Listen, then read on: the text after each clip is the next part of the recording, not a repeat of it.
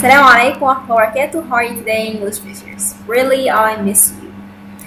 النهاردة إن شاء الله هقول لكم كده على السريع قاعدة أو sound صوت كده. بسببه سؤال طالبة عندي كانت آخر مرة تسألني تقول لي حرف الإيه بينطق إزاي، فبعت لها على طول مباشرة الفيديو بتاع حرف الإيه اللي هو آخر واحد لو فاكرينه.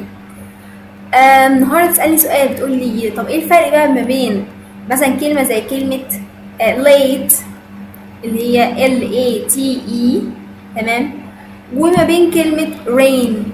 ايه الفرق ما بين الفاول في دي والفاول في دي؟ هو حرف LA. سؤال ذكي جدا جدا. فرق ما بين A consonant E و A I اللي زي في كلمة rain.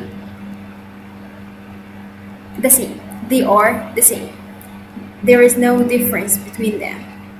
مفيش أي فرق ما بينهم، نفس الساوند. عشان كده النهارده معانا ساوند A اللي هو يعتبر زي صوت ال A في الألفابت. اوكي، الألفابت بنقول عليها ايه؟ A B C كده كده كذا كذا كذا كذا بلا بلا بلا. So A consonant E A زي late came save cave take. great job. زيها زي ال AI زي wait pain rain aim. great. في كمان 3 طرق ليها أو 3 حروف تانية برضو بننطقهم بنفس الطريقة. ال A لما يجي بعدها Y هنقول say excellent play great job Monday away. جميل جدا كده، الدنيا واضحة قوي.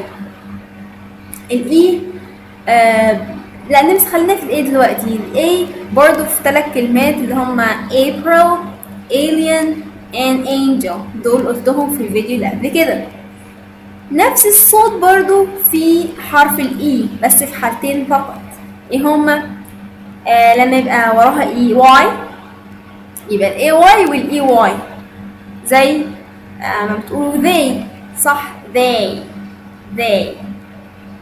survey obey they survey obey. ايه كمان؟ way يبقى EIGH perfect way.